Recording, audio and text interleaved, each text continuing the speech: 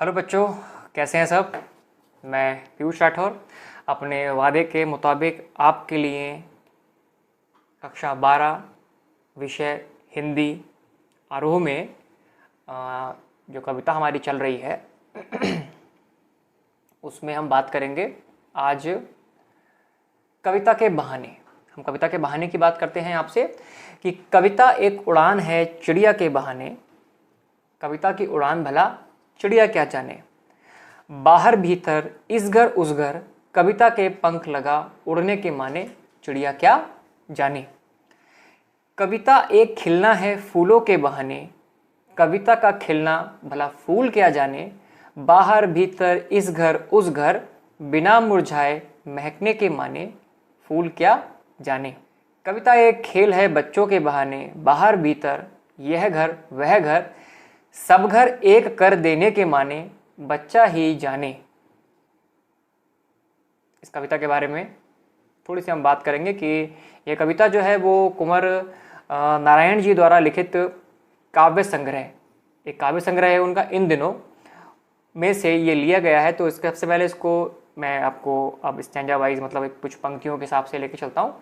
तो हम बात करेंगे कि हमने बात करी कि कविता एक उड़ान है चिड़िया के बहाने। उपयुक्त पंक्ति में कवि कहते हैं कि कविता कल्पना की एक मोहक उड़ान होती है, वह चिड़िया के उड़ान के समान नई नई कल्पनाएं प्रस्तुत करती है। कवि एक बात और कही गई है कवियों के बारे में कि जहां ना पहुंचे रवि वहां पहुंचे कवि। रवि से भाव है सूर्यदेव का, और कवि आप समझ ही रहे हैं कि कवि ऐसे ऐसे मनोभावों को लेके कविताएं लिखते हैं जिनके बारे में हम शायद सोच भी नहीं सकते। तो यहाँ पे एक बहुत ही सुंदर कल्पना की गई है कविता की, और एक तरफ कविता को और एक तरफ चिड़िया को रखा गया है। तो कहा गया है कि कविता कल्पना की मोहक उड़ान होती है, वह चिड़िया के उड़ान के समान नई नई कल्पनाएं प्रस्तुत करती है, उसमें नए नए भाव एवं विचार आते हैं।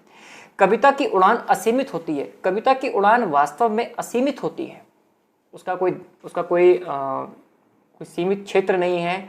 हम जहां चाहे वहां सोचना, जिस क्षेत्र में चाहे उस क्षेत्र में व्यापक रूप से हम सोचना प्रारंभ कर देते हैं। चिड़िया की उड़ान एक सीमा तक होती है, और जो चिड़िया है उसकी उड़ान एक सीमा तक होती है। चिड़िया कभी बहुत लंबी उड़ान नहीं उड़ सकती, वह अभी नीचे बैठी है, उसको फुर से पर मार के अगले पेड़ तक जाना पड़ेगा, फिर अगले पेड़ से प्रयास करके फुर से अगले पेड़ पे जाना पड़ेगा। उसकी उड़ान एक सीमित होती है, एक सीमित ऊंचाई तक, सीमित गति तक, सीमित दूरी तक ही वह उड़ सकती है।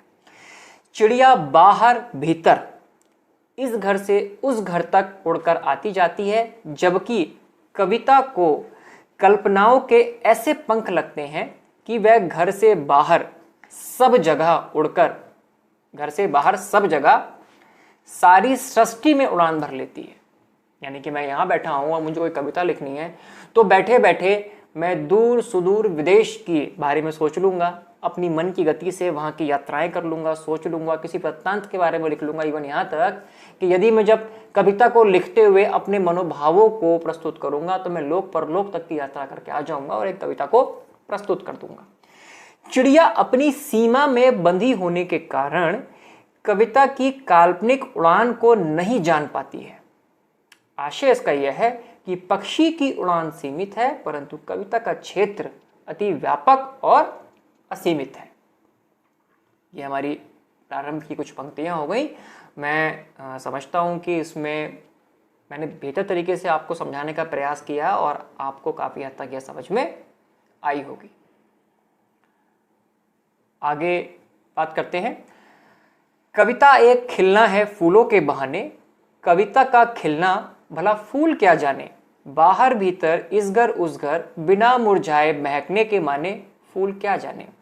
स्पष्ट है प्रसंग इसका कि प्रस्तुत जो काव्यांश है वह कवि कुंवर नारायण द्वारा लिखित काव्य संग्रह इन दिनों की कविता के बहाने से लिया गया है, और इसमें कवि कविता की यात्रा पर प्रकाश डाल रहे हैं, जो चिड़िया से लेकर फूलों तक का एक सफर है। कवि बताते हैं कि कविता भी लिखती है अपने भाव सौंदर्य को लेकर, कविता भी खिलती है अपने भाव सौंदर्य को लेकर, जिस प्रकार फल अपने रंग रूप व कवि इसमें कहते हैं कि कविता भी खिलती है अपने भाव सौंदर्य को लेकर, जिस प्रकार एक फूल अपने रंग रूप व खुशबू को लेकर खिलते हैं और प्रसिद्धि पाते हैं। फूलों का खिलना, उसका वातावरण को सुगंधित करना, फिर तय समय पर मुरझा जाना फूलों की प्रकृति व अवस्था को बताता है। लेकिन कविता फूलों की तरह खिलती तो है पर उसकी तरह मुरझाती नहीं है। कविता अपने भावों के कारण, संदेश व प्रेरणा के कारण तथा अस्तित्व के कारण सदैव खिली रहती है और अपनी विशेषताओं की जो सुगंध है वो सभी दिशाओं में समान रूप से फैलाती रहती है या बिखेरती रहती है। फूल कविता के लिखने का अर्थ नहीं जानता। फूल से कविता में रंग भाव आदि आते हैं, लेकिन दोनों का खिलना जो है वो अलग अलग है। कविता एक खेल है बच्चों के बहाने, बाहर भीतर यह घर वह घर, सब घर एक कर देने के माने, बच्चा ही जाने। प्रसंग इसका स्पष्ट है, मैं बता चुका हूं आपको।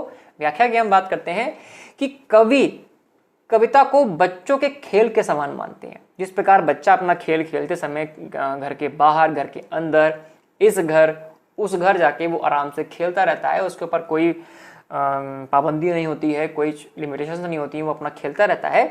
तो उसी प्रकार जो है ये कविता जो है वो है उसके लिए, जिस तरीके से बच्चे के लिए अपने पराये और छोटे बड़े का कोई भेद नहीं होता, उसी तरह कविता भी बच्चों के खेल के समान अपने शब्दों से बाहरी व आंतरिक संसार को मनोभाव देती है। वह शब्दों के खेल के द्वारा कहीं भी प्रकट की जा सकती है या कहीं प्रकट हो सकती है।